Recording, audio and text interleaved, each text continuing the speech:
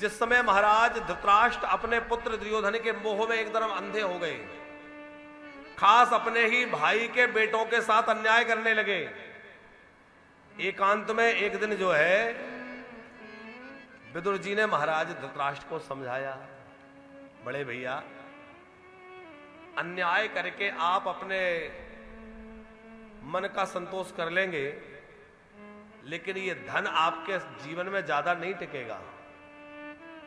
अन्याय से, अनीति से इकट्ठा किया हुआ धन संपत्ति अधिक समय तक नहीं रहती, लेकिन इसके द्वारा जो कलंक आपको मिलेगा वह जन्मों जन्मों तक, युगों युगों तक आपके पीछे रहेगा और बार बार आपको गालियां लोग देते रहेंगे कि इतना बड़ा अन्याय इन्होंने किया। आज भी लोग धृतराष्ट्र को अच्छा कहते हैं क्या? हर कोई गाली देता है कि अरे इसने अन्याय न किया होता तो इतना बड़ा महाभारत ना हुआ होता। रावण ने इतनी संपत्ति जोड़ ली। अच्छा, हम लोग चाहे जितनी मेहनत कर ले, भाग दौड़ कर ले, कितना सोना इकट्ठा कर लेंगे? 1-2 किलो है, और ज्यादा जिनका सामर्थ्य है वो 2-4 किलो। वो सुना है आजकल तो उस पर भी सरकार की पैनी नजर रहती है कितना गोल्ड है। क्यों श्रीवास्तव जी?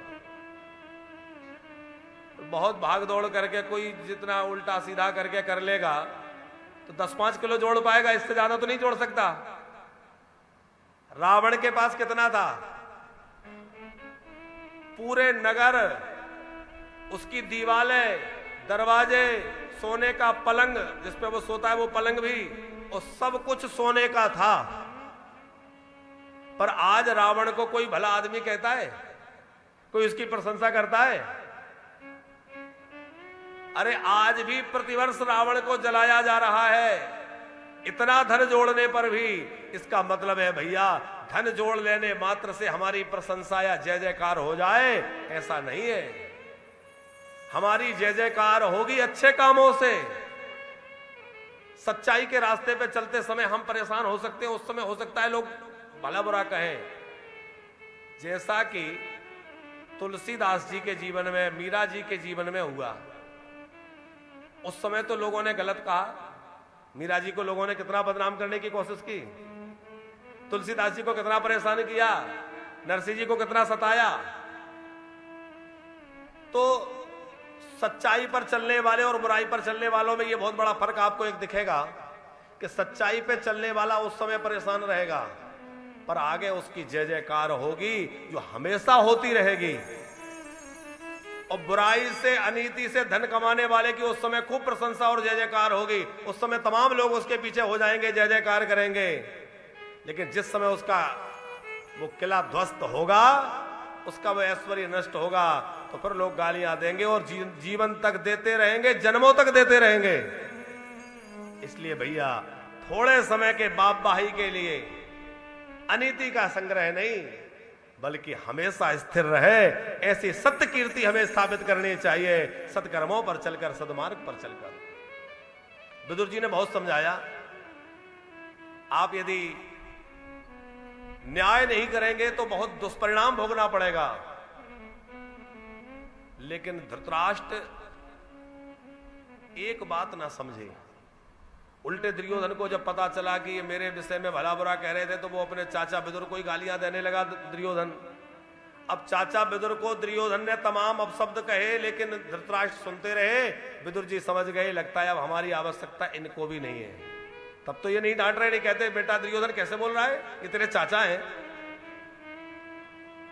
सोचा जहां हमारा आदर ना हो वहां नहीं रहना चाहिए। वहां से निकल के मंत्री पद छोड़कर अपनी पत्नी को लेकर के और गंगा जी के तट पर जाकर के कुटिया बना ली। घास फूस की कुटिया बना के विदुर जी रहने लगे अपनी पत्नी विदुरानी के साथ। विदुरानी भी अत्यंत भगवत भक्त। विदुरानी जी का प्रेम ऐसा अद्भुत है, क्या कहना। नित्य प्रति विदुर जी से भगवान की कथाएं सुनती हैं, आंसुओं की धारा बहती रहती है, कृष्ण नाम गाती रहती है, और मन में एक ही भाव संजोए रहती है कि वो दिन कब आएगा जिस दिन हमारे नंद नंदन श्याम सुंदर हमारी कुटिया में पधारेंगे। ऐसा जीवन में कब होगा कि हमारे घर मेरे प्रभु आएंगे। विदुर जी कहते हैं देवी तुम्हारा भाव है तो एक दिन वो अवश्य स्वीकार करेगा। वो दीनबंधु है, करुणा सिंधु है, वो अवश्य हमारी सुनेगा। विदुरानी गीत गा गा के बुलाती है, आओ मेरे घनश्याम, आओ मेरे नंदलाल। और यदि आपका भाव सच्चा है तो ठाकुर जी तो अवश्य स्वीकार करेंगे। विदुर जी ने एक दिन कहा, देवी हमने सुना है भगवान द्वारिकानाथ पांडवों के शांति दूत बनकर के और द्वारिका से हस्तिनापुर आ रहे हैं। इतना सुनते ही तो जो है विदुरानी के नेत्र झरझर बरसने लगे, प्रेम के कारण एकदम पुलकित हो गई और कहने लगी, क्यों जी, बड़ा अच्छा अवसर है, यहां तक आ ही रहे हैं तो हम लोग अपनी कुटिया में बुलाएं। विदुर जी समझाने लगे, देवी हमारे घर में कुछ है, कहां बिठाएंगे, क्या खिलाएंगे, क्या सत्कार करेंगे।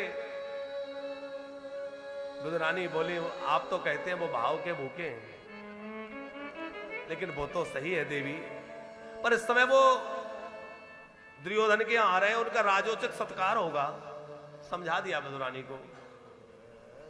उधर भगवान द्वारिकानाथ की रथ यात्रा, चारों ओर जय जयकार हो रही है, शंख भेरी मृदंग बज रहे हैं, अबीर गुलाल उड़ाए जा रहे हैं, दधि अक्षत की वर्षा हो रही है, फूलों की वर्षा हो रही है। भगवान द्वारिकानाथ का रथ जो है चला आ रहा है।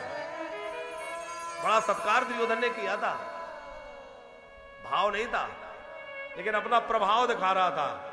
और ध्यान रखना, भगवान प्रभाव से नहीं, भगवान तो भाव से रीझने वाले हैं, वो भाव पर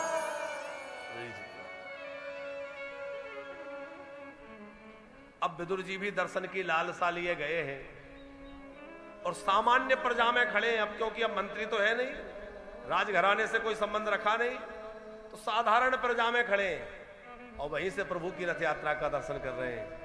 इतने लोगों की भीड़ में भी श्री कृष्ण ने देख लिया और वहीं से हाथ हिला के इशारा किया, चाचा जी मैंने तुम्हें देख लिया, तुम्हारा अभिवादन मुझे स्वीकार है। बड़े पुलकित हो गए विदुर जी।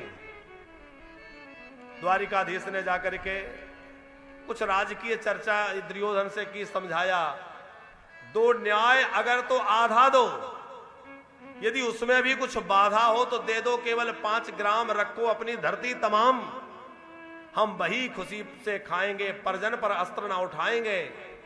पर दुर्योधन वह भी दे ना सका, आशीष समाज का ले ना सका, उल्टा हरि को बांधने चला, जो था अवसाद साधने चला। भगवान द्वारिकाधीश को बांधने के लिए आगे बढ़ा, इनको बंदी बना लो। भगवान ने अपना रूप दिखाया कि तू मुझे क्या बांधेगा। शकुनी ने हाथ पकड़ा, तू इनको नहीं बांध सकता, जल्दी चुप रहे, बंद हो।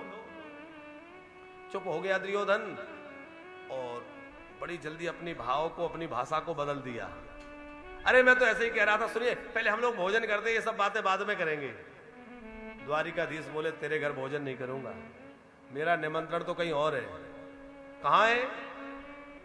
बोले मेरा निमंत्रण काका विदुर के घर है। और जैसे ही इतना कहा तो विदुर जी दूर बैठ खड़े हुए सुन रहे थे। विदुर जी ने सोचा कि मैंने कब बुलाया, कह रहे काका विदुर के घर निमंत्रण है, तब तो ये पक्का आएंगे।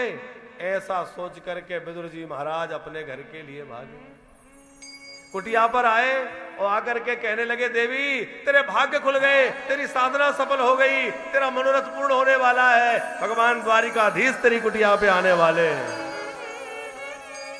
विदुरानी सुनकर के आनंद में डूब गई। क्या क्या सचमुच मेरे प्रभु आ रहे हैं?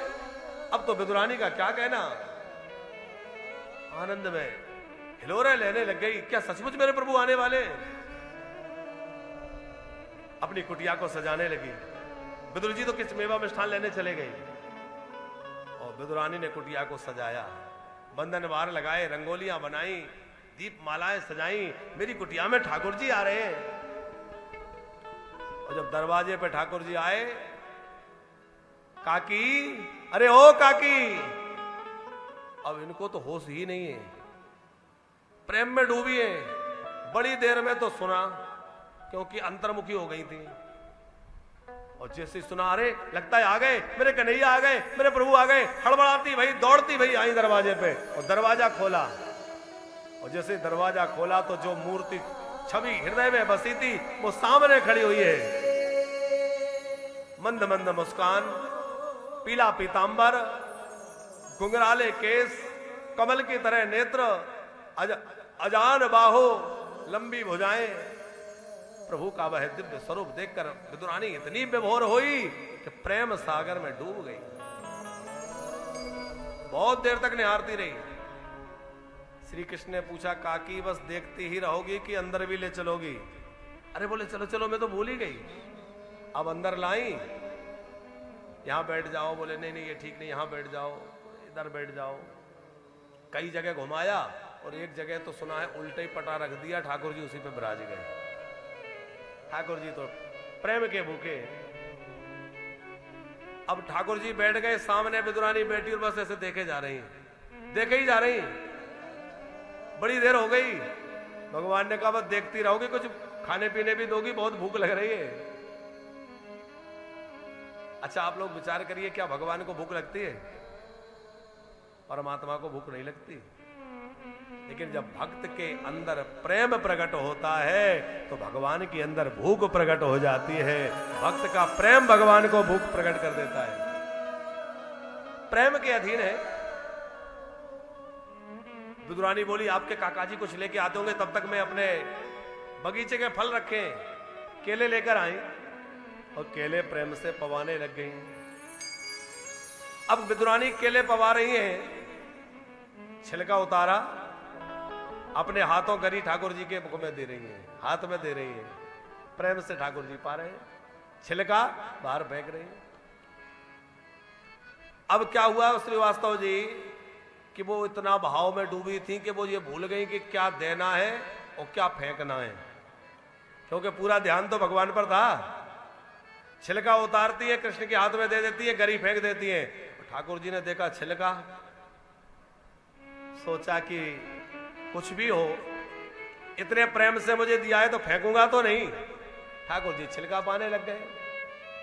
एक दो नहीं जाने कितने छिलके खा लिए। विदुर जी भड़बड़ाते हुए आए और देखा तो आंगन में गरी पड़ी है, ठाकुर जी छिलके, ओहो इस पागल ने छिलके खिला दिए। विदुर जी बहुत खरी खोटी सुनाए, तूने ये क्या किया? और उसके बाद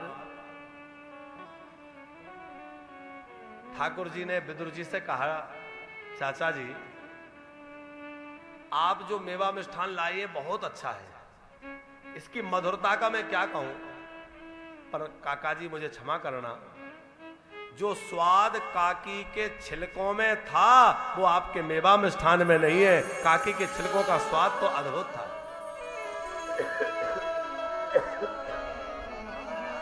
काकी के द्वारा दिए हुए छिलकों को खाकर तो मैं तृप्त हो गया। मुझे अपनी मैया यशोदा के माखन की याद आ गई। कुछ भक्त ही ऐसे हुए हैं जो मुझे पेट भर के खिला पाए। सबरी के बेरों की याद आ गई। देखो राम जी की जब जब जहां जहां पहुनाई हुई ना, तहां तहां राम जी ने सबरी के फलों को याद किया है। आहा, घारे गोरु ग्रह प्रिय सदन सासुरे,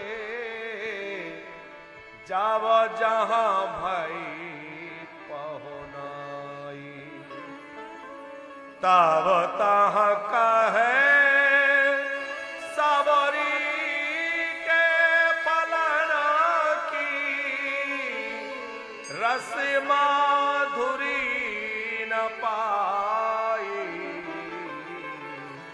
कि जानत प्रीत रीति रघुराई, जानत प्रीत रीति रघुराई, जानत प्रीत रीति रघुराई, जानत प्रीत रीति रघुराई। कोई प्रेम निभाना जानता है तो वो हमारे श्री रघुनाथ जी, हमारे ठाकुर जी। विनय पत्रिका जी में गोस्वामी तुलसीदास जी कह रहे हैं, जानत प्रीत रीति रघुराई। जब श्री राम जी वनवास से लौटकर आए तो कौशल्या ने बहुत सुंदर भोजन बनाया। मन में सोचती है मेरा राम 14 वर्षों तक वन का कष्ट उठाकर आया है, कड़वे कसेले फल खाए होंगे, 14 वर्षों तक वन में रहा है। तो वात्सल्य से भर के कौशल्या ने बड़ा सुमिष्ट भोजन, बड़ा सुंदर भोजन तैयार किया, सुंदर थाल लगाया, चंदन की चौकी पे थाली रखी और अपने हाथों अपने पुत्र राम जी को कौशल्या जी भोजन कराने लग गई। एक मां का वात्सल्य भरा है। राम जी कौशल्या के निवाले खाते जा रहे हैं और आंखों से आंसू बहते जा रहे हैं, राम जी के नेत्रों से आंसू बह रहे हैं। कौशल्या जी भावुक हो गई और पूछा, बेटा रामभद्र क्या बात है, भोजन में कोई कमी रह गई, तेरी आंखों से ये आंसू कैसे? तो रोते रोते राम जी ने कहा, मां तेरे इस प्रेममय भोजन को पाकर के मुझे वन में मिली हुई माता सबरी के बेरों की याद आ गई, जिसने मुझे बड़े प्रेम से बेर सेवाए थे। मेरे को उसके फलों का स्वाद मैं भूल नहीं पाता। जानता प्रीत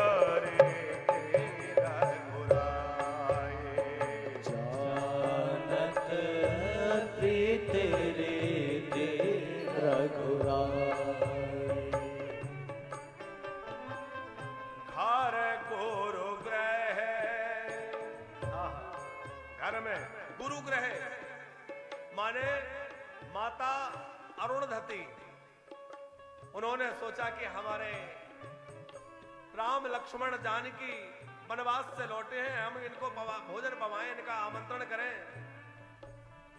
तो वशिष्ठ जी से कहा कि आप बुलवाइए। गुरु जी की आज्ञा हुई तो चारों लाल जी, चारों बहुएं सब भोजन के लिए गुरु गृह पधारे और वशिष्ठ जी के यहां बड़ा सुंदर सबका सत्कार हुआ। अरुणधति जी अपने हाथों राम जी को भोजन पवाने लगी और जैसे ही अरुणधति जी ने भोजन दिया, राम जी भावुक हो उठे, हृदय भर आया, प्रेम अश्रु बन के बहने लग गया। तब जो है राम जी को रोते देखकर अरुणधति ने पूछा, क्या बात है, आपकी आंखों में ये आंसू कैसे?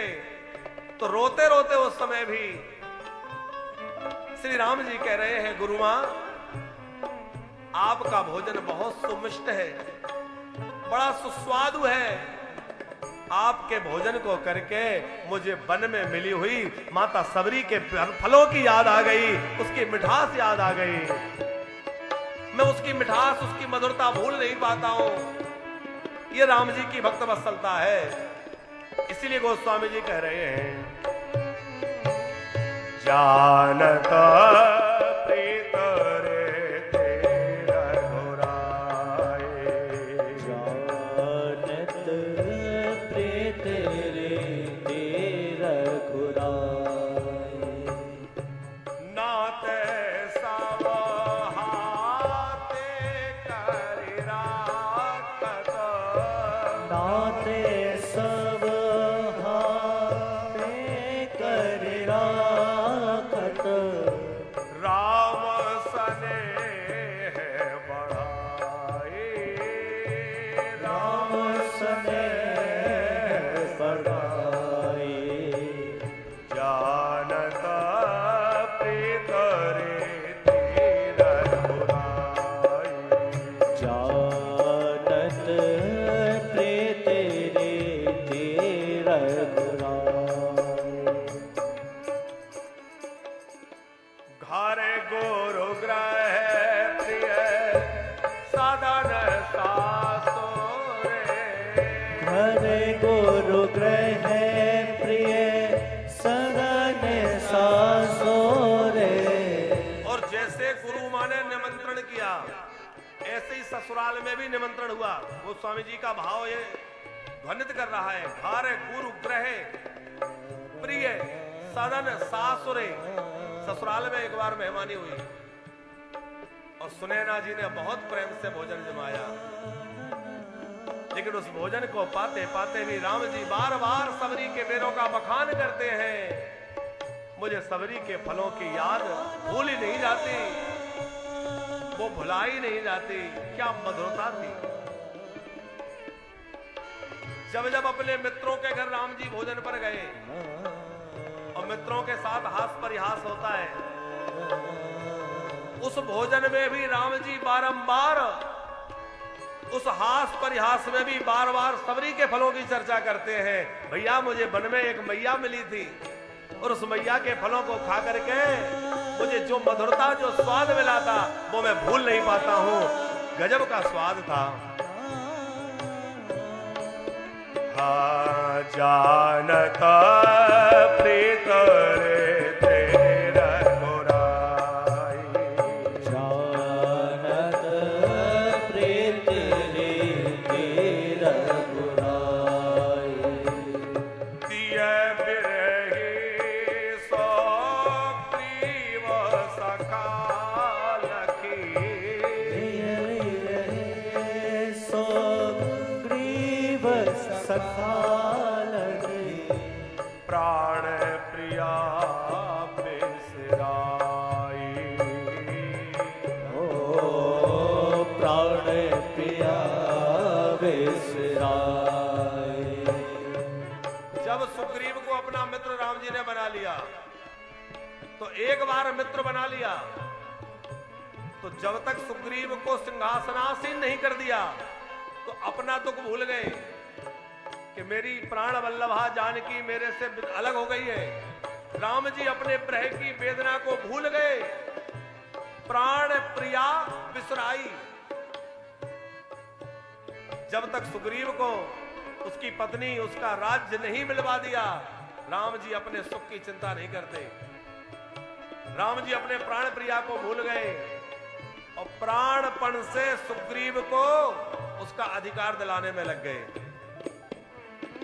और बड़ी बात एक देखिए श्रीवास्तव जी, भगवान का एक नियम है कि एक बार जिसको अपना लेते हैं उसको कभी छोड़ते नहीं है।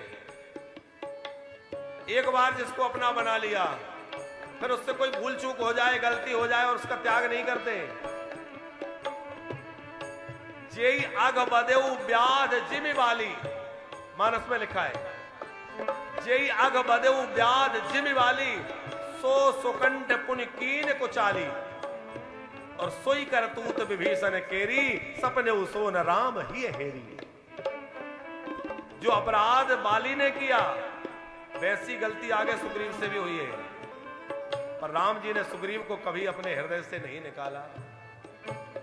जो गलती रावण ने की वैसे कुछ गलतियां विभीषण से भी हुई, पर राम जी ने कभी विभीषण को अपने से दूर नहीं किया, क्योंकि राम जी का स्वभाव है जिसको एक बार अपना बना लेते हैं फिर उसका कभी त्याग नहीं करते, फिर उससे भूल चूक हो भी जाए तो उसको क्षमा कर देते हैं। क्योंकि जानता प्रीत रे तेरा गोराई, जानत प्रीत रे तेरा गोराई, नेह नेवाही देह तज दशरथ, नेह निवाहे देह तज दशरथ, कीरति अचल चलाई, ओ कीरति अचल चलाई। ऐसा हो पे धोते अधिका गीधा परा, ऐसा पे तो दे अधिक गीत पर, ममता गुण करवाए, ममता गुण करवाए, जानता प्रीत रे तेरा गोराई, जानत प्रीत रे तेरा गोराई। बड़ा सुंदर भाव है श्रीवास्तव जी कि महाराज दशरथ के राम प्रेम में कोई कमी नहीं है। ऐसा प्रेम कौन करेगा कि बिछो होते शरीर छूट जाए। इसलिए गोस्वामी दशरथ जी के प्रेम को कहते हैं सत्य प्रेम जहि राम पद बिछुरत दीन दयाल प्रिय तन तृण एव पर हरऊ। अपने राम के वियोग में जिन दशरथ जी ने तिनके के तरह शरीर को त्याग दिया, लेकिन राम जी देखिए आप कि दशरथ जी के बड़े बेटे और बड़े बेटे के नाते दशरथ जी की चिता को अग्नि देने का अधिकार किसका है? राम जी का है। राम जी सर्वज्ञ हैं, क्या वो नहीं जानते कि मेरे पिताजी का अवसान हो गया तो मुझे लौट जाना चाहिए, इस समय मैं पिता की उत्तर क्रिया करूं और भाई 14 वर्षों तक वन में रहना है, आज से नहीं 13 दिन बाद रह लेंगे, उधर 13 दिन अधिक रह लेंगे। पर राम जी नहीं लौटे। जिन महाराज दशरथ को जो सौभाग्य नहीं मिला कि राम के हाथों से चिता को अग्नि मिले, वो सौभाग्य किसको मिला? गीधराज जटायु को। अब जो पक्षियों में अधम गीध जाति का आमिष भोगी और वह गिद्धराज जटायु, पर राम जी जो है अपने पिता दशरथ के जो संस्कार न कर पाए वह गीधराज जटायु का करते हैं। अपने हाथों चिता को अग्नि दे रहे हैं, अपने हाथों अग्नि लगाई है और अग्नि ही नहीं लगाई, मरणोपरांत की सारी क्रियाएं राम जी ने अपने हाथों की। क्योंकि इसके पीछे की एक बड़ी सुंदर कथा है, थोड़ी सी सुना दें आपको। एक बार जब अयोध्या में अकाल पड़ गया था, गुरुजी ने कहा शनि की पीड़ा है, शनि की दशा के कारण ऐसा हुआ। तो दशरथ जी रथ लेकर के शनि देवता के पास गए, क्योंकि शनि जो है वो दशरथ जी के पूर्वज हैं, सूर्य नारायण के पुत्र हैं, ये सूर्यवंशी हैं। शनि महाराज से प्रार्थना की, उन्होंने कहा कोई बात नहीं, हम आपके राज्य से अपनी दृष्टि हटा लेंगे। अब श्रीवास्तव जी शनि की दृष्टि बड़ी तीक्ष्ण है, पर शनि अपनी दृष्टि इन पर नहीं डाल रहे थे कि कहीं कुछ अनिष्ट ना हो जाए। पर जब दशरथ जी लौटने लगे तो शनि को लगा एक बार देख तो लूं, क्योंकि मेरे वंश में इतने प्रतापी राजा हुए हैं, इनके यहां भगवान प्रकट होने वाले। तो जैसे ही शनि ने दृष्टि उठा के एक बार देखा तो इनका रथ जो था वो शनि की दृष्टि पड़ते ही जल के भस्म हो गया और वहीं से ये गिरे, दंडक वन में जाके गिरे, रथ नष्ट हो गया। सब में जो है भूमि पर गिरे तो अचेत हो गए, घायल हो गए। गीधराज जटायु ने देखा तो पहचान गए, अरे ये तो अयोध्या नरेश हैं। औषधियों का लेपन किया, कुछ औषधियां इनको चटाई, इनका स्वास्थ्य ठीक हुआ, घाव भरने लगे, चेत आया। इन्होंने कहा भैया जटायु आपने मेरी प्राण रक्षा करी, आज आप ना होते तो मेरे प्राण ना बचते, अयोध्या अनाथ हो जाते, मांगो कुछ। जटायु बोले महाराज मैंने आपसे कुछ मांगने के लिए या लेने के लिए ये नहीं किया, ये तो मैंने अपना धर्म निभाया है। बोले नहीं कुछ तो लेना पड़ेगा। दशरथ जी हट करने लगे, कुछ लेना पड़ेगा। जटायु जी बोले यदि कुछ देना चाहते हो तो आप मुझे अपना बड़ा बेटा दे दो। दशरथ जी बोले कि अभी तो मेरे संतान हुई नहीं, उस समय संतान नहीं हुई थी, अभी तो मेरा बेटा है नहीं, पर हां अब आपने मांगा है तो उम्मीद जाग गई कि शायद होंगे, तभी तो तुम्हारे मुख से निकला। तो मेरे यदि संतान हुई तो अपना बड़ा बेटा मैं आपका बेटा बना दूंगा, मैं बड़ा बेटा आपको समर्पित कर दूंगा। जटायु जी को वचन दे करके अयोध्या आ गए। बात आई गई हो गई, बहुत दिन बीत गए। अयोध्या में वह समय आया जब अयोध्या में 4 लाल प्रकट हुए, और जब राम जी प्रकट हुए सब विमान अयोध्या की ओर जा रहे थे। जटायु जी ने कहा भाई ये कैसी भीड़ भाड़ है। पता लगा कि दशरथ जी के यहाँ 4 पुत्र हुए हैं। सोचा कि हम भी चले। जटायु जी आए। अब महलों में गीध घुसने लगे तो सैनिक घुसने देंगे? सैनिकों ने जो है धनुष बाण लेकर भगाना चाहा, पर गीध मड़राने लगा। ये बात जनक दशरथ जी तक पहुंची कि कोई गीध बार बार यहां घुसने का प्रयत्न कर रहा है।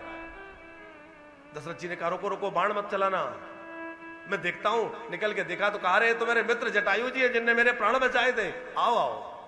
सत्कार किया और समझ गए ये क्यों आए हैं। अंदर गए, कौशल्या से कहा, राम लला का पालना कहां है? बोले ये रहा।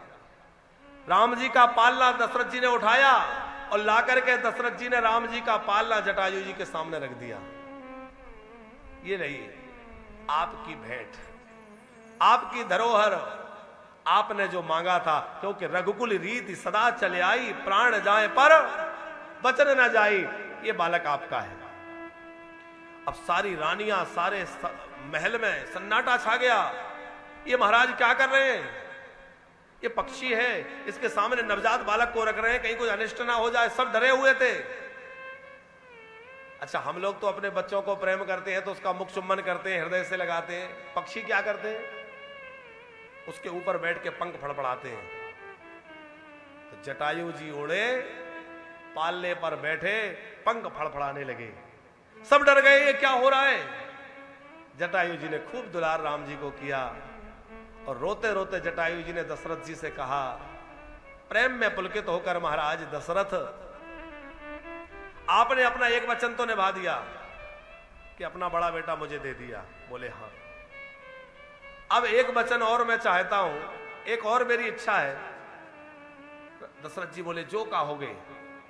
बोले, बेटा मेरा है, लेकिन इसके लालन पालन की जिम्मेवारी मैं आपको सौंपता हूं। मैं जंगल में रहता हूं, ये बालक कैसे वहां रहेगा, कैसे पलेगा?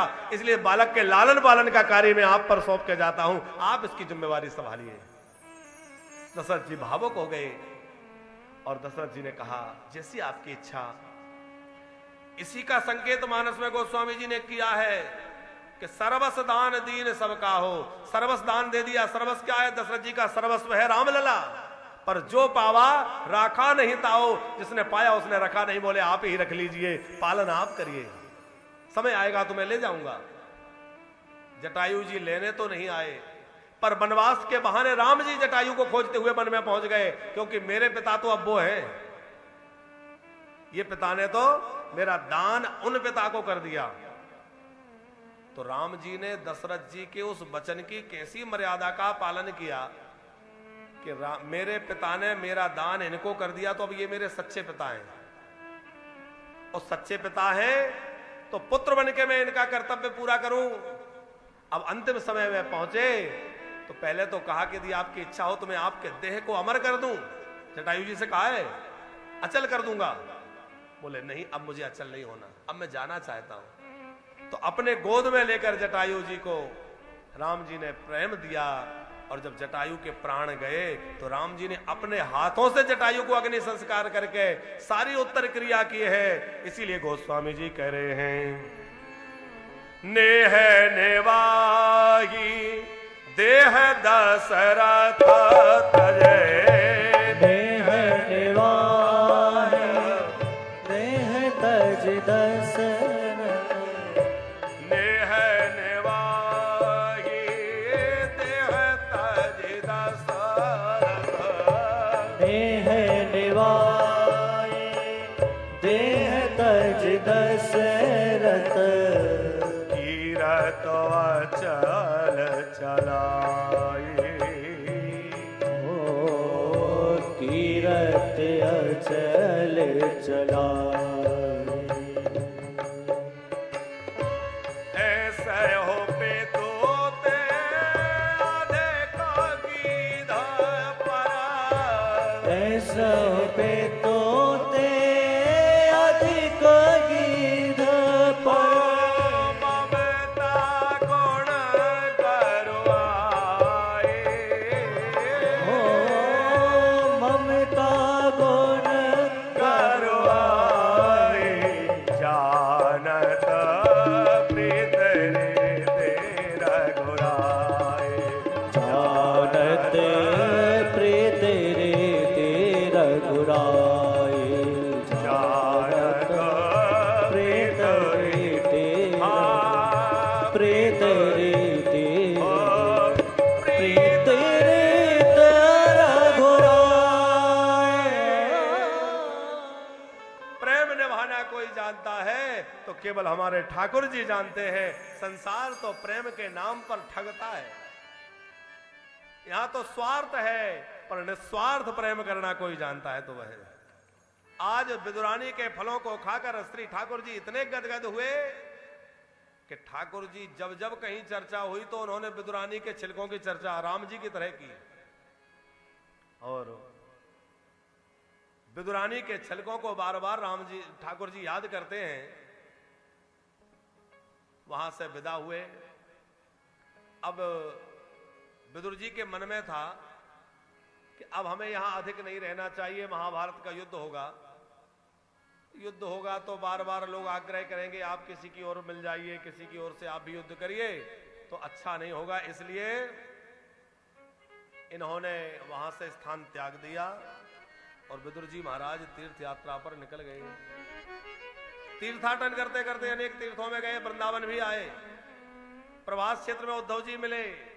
उन्होंने कहा आप मैत्रेय जी के पास जाइए, वो आपको कुछ संदेश देना चाहते हैं। तो बद्रिकाश्रम में गए, वहां मैत्रेय जी और विदुर जी का सुंदर मिलन हुआ है। और फिर मैत्रेय जी से विदुर जी ने भगवत चर्चा सुनी है, भगवान के गुणानुवाद मैत्रेय जी ने किए हैं।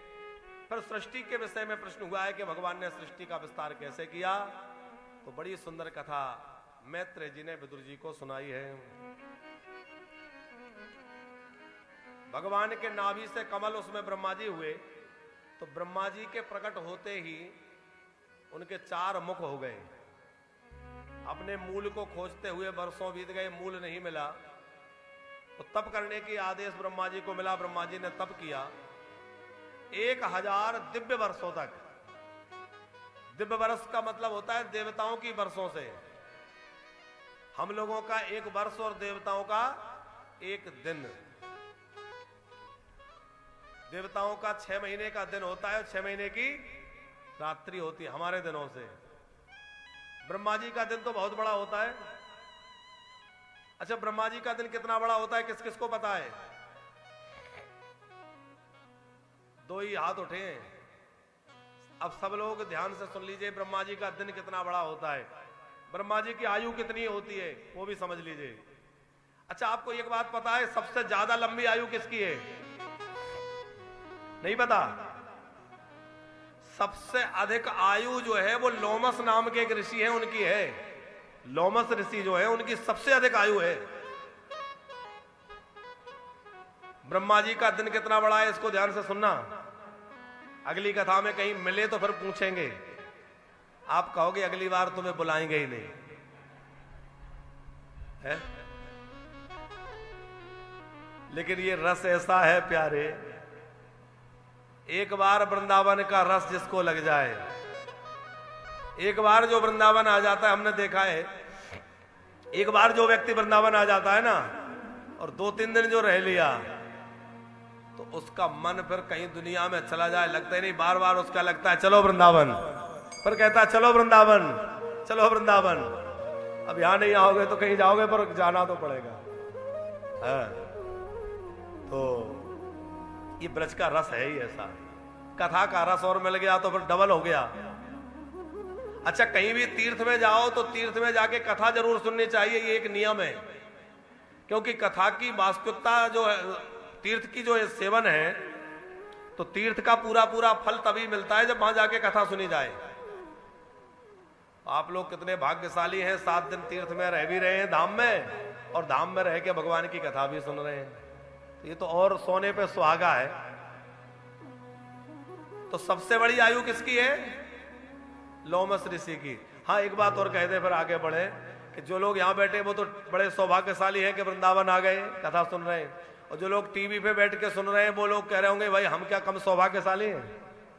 टीवी में सुनने वाले भी कम भाग्यशाली नहीं है, कम से कम कथा से तो जुड़े। एक सज्जन एक बार हमसे पूछ रहे थे, महाराज जी टीवी में कथा सुनने से फल पूरा मिलता है कि कुछ कम मिलता है? जितना सामने बैठ के मिलता है उतना ही फल टीवी में सुनने का भी मिलता है, क्या कुछ थोड़ा मिलता है? हमने कहा बात तो बढ़िया पूछी है आपने, इसका उत्तर आपको दे देते हैं। देखो, यदि आपका मन लग जाए तो टीवी के सामने बैठ के भी उतना फल आप प्राप्त कर सकते हैं जितना सामने वाले को शायद ना मिले। सामने तो कोई बैठा है पर उसका मन यहां वहां भाग रहा है, तो हो सकता है उसको उतना लाभ ना मिले। और टीवी के सामने बैठ के एकाग्रता पूर्वक अपने मन को वृंदावन में ले जाके, कथा पंडाल में ले जाके, और एकदम तन में होकर कोई सुन रहा है। लेकिन वो फल किसको मिलेगा? जो भाव से सुन रहा है। ऐसे नहीं कि डबल बेड पे पड़े पड़े बिस्कुट चबाते चैनल बदल रहे हैं और आप सोचे कि टीवी में ही फल मिल जाए। है मुंह में बिस्कुट है, बगल में चाय का प्याला है, बेड पे आधे लेटे हैं। ये महाराज ठीक नहीं है, थोड़ा दूसरा बदलो। है बटन ही तो दबानी है महाराज, तो पूरा जोर लगा है, वहां तो बटन ही दबानी है। दूसरे आ गए, बोले इनका दुपट्टा ठीक नहीं है, इनके बाल ठीक नहीं है। ऐसे भी लोग चर्चा करते हैं टीवी में देख देख के। तो फल कब मिलेगा? जब बढ़िया आसन लगा के बैठ जाइए। नीचे बैठे तो बहुत अच्छा है, ना बैठ पाए तो आप भले ही सोफे पे बैठे, कुर्सी पे बैठे, पर बड़े या ध्यान मग्न होके एकाग्रता पूर्वक कथा सुनने से, आप मोबाइल में सुने, टीवी में सुने, कहीं भी सुने, वहां भी आपको वो फल मिल सकता है जो सामने बैठने से प्राप्त होता है, क्योंकि ये तो अंदर की चीज है साहब। हाँ, एक बात जरूर है कि सामने बैठने से विशेष फल इसलिए मिलता है और मन एकाग्र इसलिए जल्दी होता है कि उसका जो औरा मंडल है वो सामने विशेष होता है। क्योंकि एक औरा मंडल होता है ना, जहां भागवत विराजमान है, वहां तीर्थ विराजमान होते हैं, वहां सब वेद पुराण विराजमान होते हैं, वहां ऋषि मुनि सनकादिक नारद जी जैसे महापुरुष आ जाते हैं, तो वहां जैसे दिव्य शक्तियां आने से वहां का औरा मंडल जो होता है, आभा मंडल, वो आभा मंडल जो है वो विशिष्ट हो जाता है। तो वहां बैठने के बाद एक अपने आप सात्विक ऊर्जा आएगी, अपने आप वह प्रभाव आएगा, तो उसका प्रभाव तो रहेगा ही। पर व्यक्ति कहीं भी बैठ के सुने, एकाग्रता तन्मयता है, तो उसको पूरा पूरा फल वहां भी मिल जाएगा। और जो नहीं आ पाए वो ललचाए नहीं। अभी 10 जून से तो सबको समय मिल ही रहा है। 10 जून से जो यज्ञ होगा उसमें तो सबका आह्वान किया जाए। इसमें तो ये भाई श्रीवास्तव जी की कथा है, कोई किसी जी की कथा है, सब अलग अलग अनुष्ठान होते हैं। पर 10 जून से 16 जून होने वाली जो कथा है वो तो सब जी की है। किसकी है? बोले राम जी की है। उसमें तो सभी को आना है, क्योंकि ये पूरे वानप्रस्थ का आयोजन है। आप सब लोग वानप्रस्थ से श्रद्धा रखने वाले, प्रेम रखने वाले हैं, तो वानप्रस्थ के प्रति जो जो अपना भाव रखते हैं, चाहे वो व्यासपीठ के प्रति गुरु भाव रखते हो। बहुत लोग कहते हैं महाराज जी हम तो आपको गुरु जी मानते हैं। हमने कहा भैया हमें तो वो योग्यता नहीं कि गुरु जी बन जाए, हम तो अभी बढ़िया चेले ही नहीं बन पाए। पर आपका भाव है कि आप गुरु मानते हैं, तो आपकी भावना भगवान पूर्ण करें। तो जो भी व्यासपीठ के प्रति अपनी कोई भावना रखते हैं, गुरु भाव रखें, या वानप्रस्थ परिवार को अपना परिवार मान के उसमें जुड़े हैं, तो सबसे आग्रह है। और बाकी भी सब भक्त जो लोग चैनल से जहां वहां से सुन रहे हैं, जुड़े हैं, कि आप सभी लोग जो है उस 10 जून से 16 जून तक होने वाले यज्ञ में आइए और उसको इतना भव्य, इतना दिव्य बनाइए, ताकि लोग देखें कि भैया वानप्रस्थ का पहला महोत्सव खूब धूमधाम से हो रहा है, खूब आनंद के साथ हो रहा है। क्योंकि उद्घाटन समारोह में तो थोड़ी संक्षिप्तता रही, कार्य चल रहा था तो उतना विस्तृत नहीं कर पाए। पर वानप्रस्थ आश्रम में आने के बाद यह पहला उत्सव है। तो जितने लोग वानप्रस्थ में कमरे लिए हैं, चाहे फेस 1 में लिया हो, चाहे फेस 2 में लिया हो, हैं तो वानप्रस्थ परिवार के सदस्य। जो सदस्यता लिए हैं, जो कथाएं कराते हैं, जुड़े हैं, नामदान लिया है, गुरु दक्षिणा ली है, दीक्षा ली है, तो वो सभी लोग इस उत्सव में अवश्य रूप से सम्मिलित हों, अवश्य रूप से पधारें और सम्मिलित होकर के इस आयोजन में अपनी जो भी पत्र पुष्प आहुति लग सके वो लगा करके, और इस आयोजन को ऐसा दिव्य और भव्य बनाना है कि ऐतिहासिक आयोजन हो जाए, लोग देखें तो कहें कि वाह क्या बात है। अभी उद्घाटन में बड़े बड़े महापुरुष आए तो वो देख करके कि बोले आश्रम तो बहुत बढ़िया आश्रम है, लेकिन भक्तों की संख्या कम है। तो हमारे एक आचार्य जी आए, वो माइक से ही बोल रहे थे, शायद आप लोग कोई टीवी पे सुन रहे होंगे, उस समय प्रसारण आस्था चैनल में चल रहा था। बोले महाराज जी वानप्रस्थ वालों का तो बड़ा नाम है, लगातार चैनल में रहते हैं। अच्छा, भगवान की कृपा देखिए श्रीवास्तव जी कि जब से हमने चैनल में आए, या तो आए नहीं, लगभग 3.5 वर्ष हो गए चैनलों में शुरू हुए, पहले संतवाणी में, फिर अलग अलग चैनलों में। तो जिस दिन से कथा चैनल में आई उस दिन से आज तक ऐसी कोई कथा नहीं हुई जो चैनल में ना हुई हो, चाहे वो किसी ना किसी टीवी चैनल पे हो। और भगवान की कृपा से अब तो साल के 365 दिन चैनल में रहते हैं, और लगातार 2-2, 3-3 चैनलों में भी रहते हैं। अभी 3 चैनल में कथा चल रही है। साधना चैनल में तो ये सीधा प्रसारण हो ही रहा है, 2 चैनलों में और अलग अलग एपिसोड में कथा चलती है, और सोशल मीडिया में तो सब जगह चलती है। तो भगवत कृपा से लगातार कथाएं चैनल के माध्यम से चलती हैं। ये भगवान की कृपा ही है, वरना लोग एक कथा चैनल में चलाने के लिए बहुत सोचना पड़ता है। तो श्रीवास्तव जी जैसे भगत मिले तो हमें किस बात की चिंता है। खूब भगवान की कृपा से आनंद हो रहा है। तो हम आपसे कह रहे थे कि भाई सभी जो भक्त लोग जुड़े हैं वो सब उस उत्सव में आए और उस उत्सव में आकर के उसको ऐसा ऐतिहासिक बनाना है। देखो लोग बड़ी जल्दी बातें सुन करके उस पर वो करते। कल हमने देवी जी के मंदिर के लिए कहा था कि माता जी के मंदिर की गुंबज बनना है और उसके लिए मंदिर बनाने की इच्छा है। हमने परसों एसी का कहा तो कासगंज वाले हमारे मिश्रा जी ने एसी के लिए कह दिया। पर हमने कल कहा कि माता जी के मंदिर की इच्छा है कि फेज 1 में जो छोटा चबूतरा बनाया उस पर बढ़िया मेहराब लग करके मंदिर बन जाए, गुंबज बन जाए, तो जिसमें माता जी विराजमान हो। तो बोले ठीक है ठाकुर जी भाव की रक्षा करते हैं। तो कल ही जो है अलीगढ़ से, हरिगढ़ अब नाम हो गया है आजकल, तो हरिगढ़ में वीरेंद्र जी श्रीवास्तव हैं जिनके हम लोग कथा करके आए थे। हाँ, वीरेंद्र सिंह जादौन। तो वीरेंद्र सिंह जादौन जी हैं जिनके यहाँ कुछ दिन पहले अभी कथा हुई थी अलीगढ़ में। तो उनका फोन आया कि महाराज जी आपने देवी जी के मंदिर के लिए बात रखी है चैनल में। हमने कहा, तो बोले आप बनवा लीजिए, वो व्यवस्था हमारी ओर से रहेगी। एक बार जोरदार तालियां जादौन जी के लिए। तो लोग ऐसा नहीं बड़े भाव से जुड़े हैं और हमारे मुंह से कुछ निकलता है लोग तत्काल उसके लिए व्यवस्था करने में लग जाते हैं। तो आप लोगों का ऐसा प्रेम मिल रहा है तो हमें पूरा भरोसा है कि वानप्रस्थ आश्रम बड़ी जल्दी तैयार होगा और सबको वानप्रस्थ में आश्रय मिलेगा। और 1-2 नहीं, 100-200 नहीं, हजारों हजार लोग वानप्रस्थ में आश्रय प्राप्त करेंगे और वानप्रस्थ में रहेंगे। अभी भी इतनी माताएं रह रही हैं, इतने बुजुर्ग रह रहे हैं, धीरे धीरे कमरे बन रहे हैं और जैसे जैसे बनते जा रहे हैं लोगों को देते जा रहे हैं। फेज 2 में भी अब तो बड़ी तेजी से काम प्रारंभ हो गया है। पहले तो गौशाला और मंदिर का ही चल रहा था, अब तो वहां ए ब्लॉक जो बनाया जा रहा है, अलग अलग ब्लॉक बन रहे हैं, block A, block B, block C, क्योंकि बड़ा वो है। तो अभी ब्लॉक ए, ब्लॉक बी तो समझने के लिए लोगों के लिए है ताकि लोग समझ पाए। वैसे हमने उनका नाम रखा है प्रिया कुंज, राधा कुंज, इस तरह से अलग अलग कुंज नाम रखेंगे क्योंकि यहाँ ये भी ब्लॉक का क्या मतलब, पर लोगों को अभी सहज में समझ में आ जाए। तो जो पहला चरण बन रहा है वहां का फेज 2 में, तो ए ब्लॉक नाम से उसका कार्य प्रारंभ हो गया है। उसमें पिलर विलर भर रहे हैं और बड़ी जल्दी वो भी बनके तैयार हो जाएगा। तो वहां भी लोग रह पाएंगे, वहां भी कथा का आनंद हम लोग लेंगे। और साथ में लक्ष्मी नारायण यज्ञ में आप सब लोग पधारेंगे तो उस सब का दर्शन कर पाएंगे, मंदिर का, सत्संग हॉल का और वहां गौशाला का। तो आप सभी उसमें पधारे। तो हम आपको क्या कथा कह रहे थे, आपको याद है कि भूल गए? याद है? सबसे ज्यादा उम्र किसकी है? लोमस ऋषि की।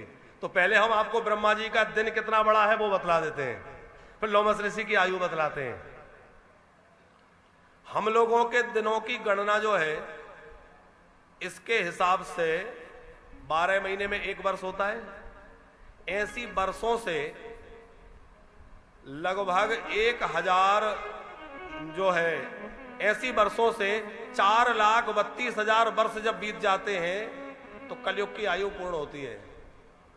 कलयुग की आयु कितनी है? 4,32,000 वर्ष हम लोगों की वर्षों से।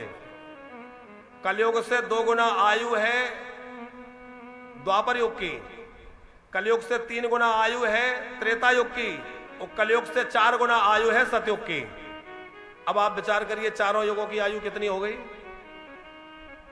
ऐसे चारों युग एक बार जब निकल जाते हैं उसको एक चतुर्युगी बोलते हैं। माने सतयुग, त्रेता, द्वापर, कलयुग एक बार निकल गए तो उसको क्या बोलेंगे? एक चतुर्युगी। ऐसी 71 चतुर्युगी जब बीत जाती है तब एक मनु का राज्य काल निकलता है, माने एक मनवंतर उसको बोलते हैं। एक मनवंतर कितना बड़ा है? 71 चतुर्युगी के बराबर, थोड़ा सा उससे अधिक समय हो जाता है।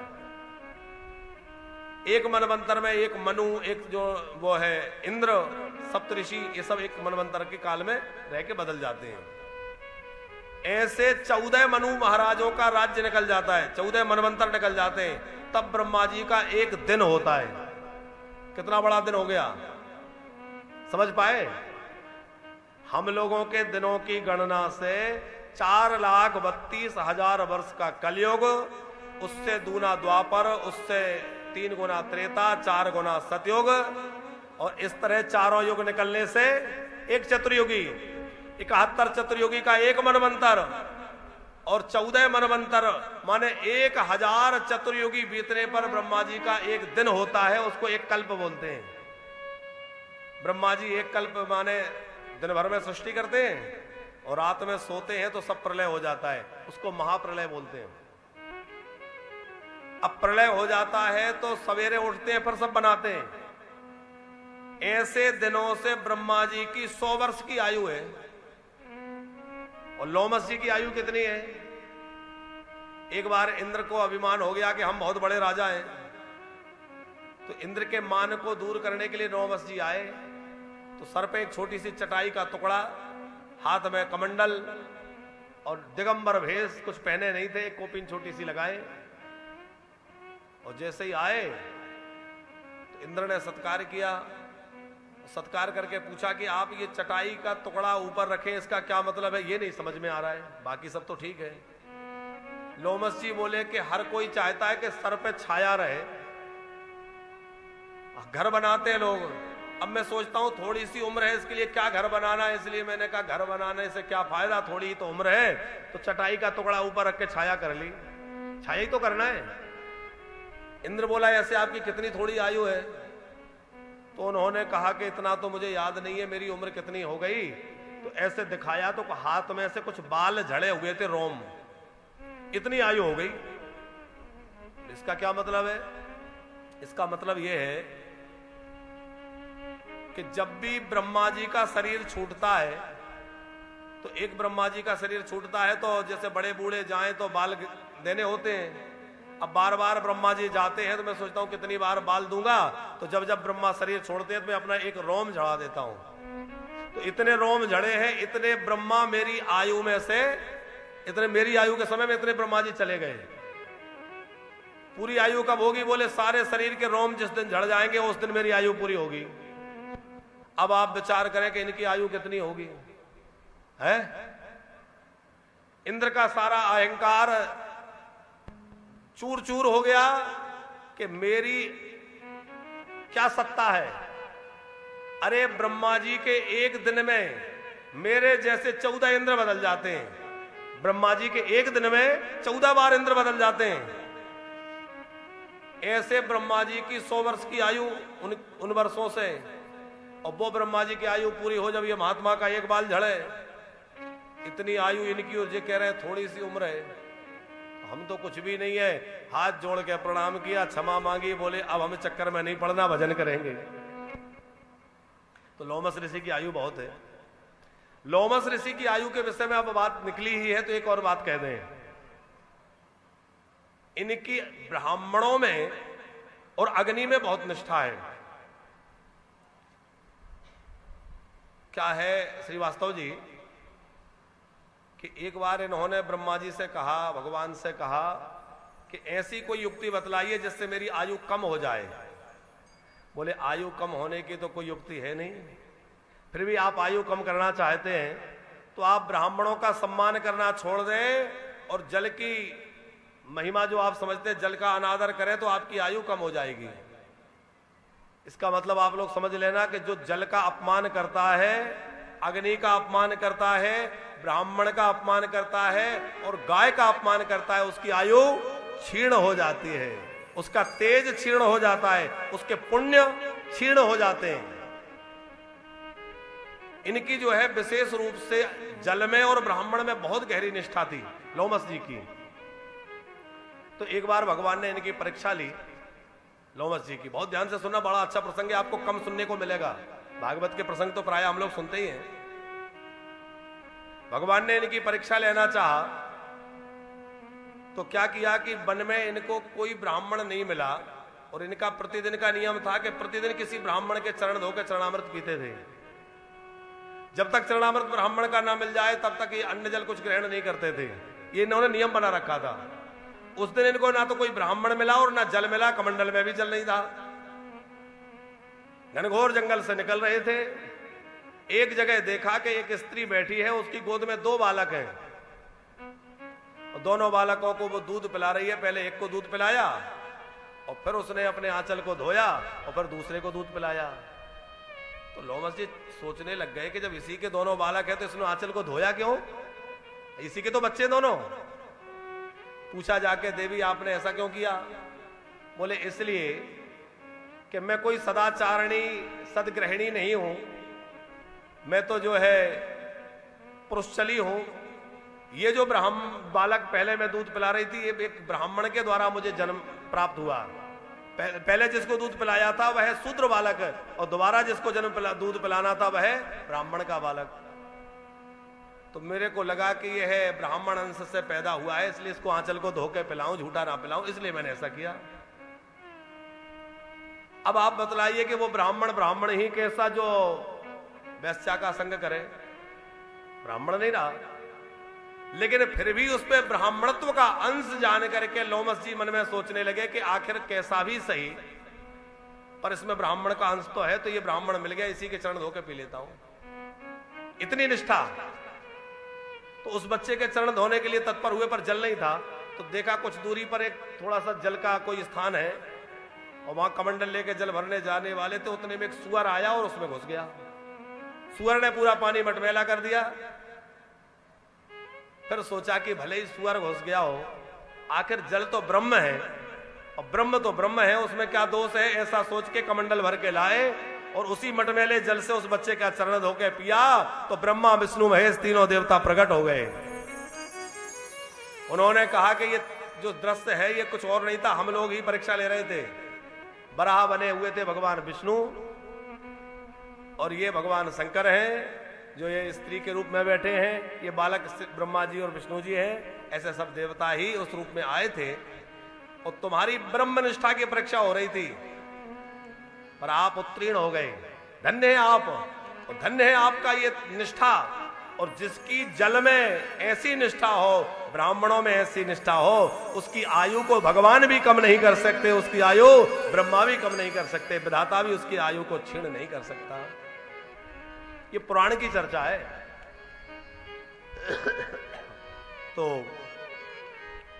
ब्रह्मा जी का एक दिन जो है एक कल्प के बराबर होता है।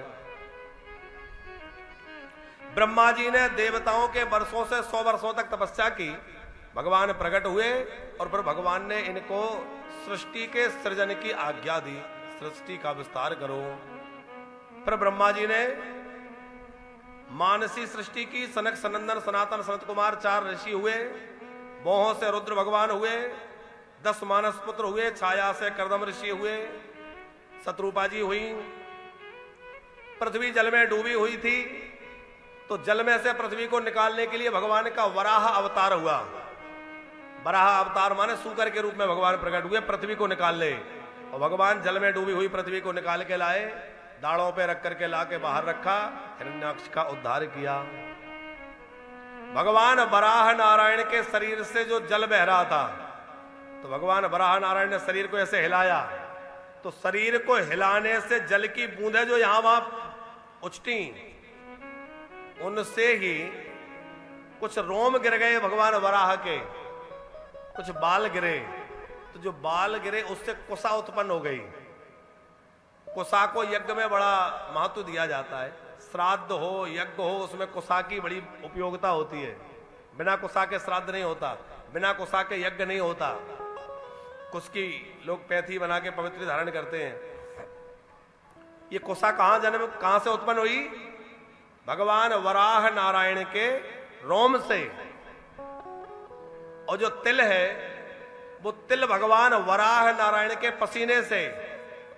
हिरण्याक्ष के साथ भगवान ने युद्ध किया, तो भगवान को कुछ पसीने की बिंदु प्रकट हो गई, और वह पसीने की बूंद टपकी, उससे तिल उत्पन्न हुआ। तो 3 प्रकार के तिल, काला, श्वेत और भूरे रंग का, यह भगवान वराह नारायण के शरीर से प्रकट हुआ। और यह तिल भगवान के शरीर के साथ प्रकट होने से परम पवित्र कहा जाता है।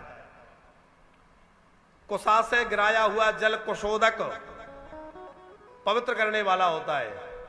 तिल का स्पर्श, तिल का दान, तिल का स्नान, तिल का भोजन, तिल का हवन, ये परम पवित्र होता है। अभी हम लोग लक्ष्मी नारायण यज्ञ करेंगे, तो हमने पहले भी कहा है कि बाजार से बनी हुई रेडीमेड हवन सामग्री से नहीं,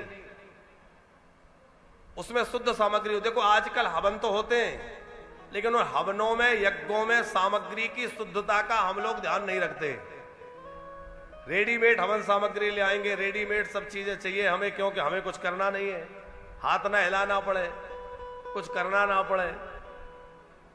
आप विचार करो, भोजन की वस्तुएं इतना नियंत्रण होने पर भी शुद्ध नहीं मिल पा रही, तो हवन पूजन की सामग्री शुद्ध मिल जाएगी? जाने क्या क्या मिला रहता है, और तमाम जो है घास फूस मिला देते हैं और बोलते हैं जड़ी बूटी है। हम लोग भी इतने मूर्ख बन जाते हैं, बोले हाँ जड़ी बूटी है, क्या मिला है? बोले घास फूस मिला दिया, और बोले जड़ी बूटी है। आप लोग भी कभी भी अपने घर में हवन करें, तो हम आपसे बार बार कई बार आग्रह कर चुके हैं कि जब भी घर में हवन करना हो, तो हवन के काल में शुद्ध हवन सामग्री से ही हवन करें, मिलावटी से नहीं, बाजार में बनी हुई से नहीं। और हमने सुना है आजकल बाजार में हवन का घी अलग आ गया है, पूजा का घी। देखा है आपने कभी? पूजा के घी के नाम से आता है। आप लोग लेते हैं? नहीं लेते? लिया करो, बहुत अच्छा होता है, 100 रुपए किलो मिल जाता है? अच्छा, लोग इतने बुद्धिमान हो गए भी, जाने कैसे क्या करते हैं। क्या 100 रुपए किलो, 150 रुपए किलो में शुद्ध देसी घी मिलना संभव है? नहीं है। और उस घी के पैकेट पर, घी नहीं, वो जो भी पदार्थ है उस पर स्पष्ट लिखा होता है अखाद्य पदार्थ, खाने योग्य नहीं है। पाम ऑयल है कि पशुओं की चर्बी है कि भगवान जाने उसमें क्या है, वो तो बनाने वाले जाने और भगवान जाने। पर उससे हवन करने जा रहे हैं। अब उससे हवन करने से क्या होगा? देखो, शुद्ध हवन सामग्री से, देसी गाय के घी से हवन करने से तो देवताओं का बल बढ़ता है, और नकली पदार्थों से हवन करोगे तो देवताओं का बल नहीं बढ़ेगा। किसका बल बढ़ेगा? राक्षसों का, भूत प्रेत का। फिर बाद में कहेंगे महाराज जी हमारे घर में भूत प्रेतों की बाधा बढ़ गई, घर में उपद्रव बढ़ गए। अरे जब ऊट पटांग हवन करोगे, ऊट पटांग काम करोगे, तो क्या होगा? असुरों का बल बढ़ेगा, नकारात्मक शक्तियां घर में प्रभावी होंगी, और वैसे ही उपद्रव प्रारंभ हो जाएंगे। इसलिए जब भी करना हो शुद्ध सात्विक, तो एक आदर्श स्थापित हो, एक सुंदर संदेश जाए, और एक सुंदर व्यवस्था प्रदान हो लोगों को। इसलिए हम लोग जो लक्ष्मी नारायण यज्ञ कर रहे हैं, उसके साथ ही एक नियम भी लिया है, हर वर्ष एक यज्ञ कम से कम विशेष रूप से हो। प्रतिदिन तो यज्ञ होगा, लेकिन प्रतिदिन होने वाले यज्ञ के साथ साथ वर्ष में एक विशेष यज्ञ हो।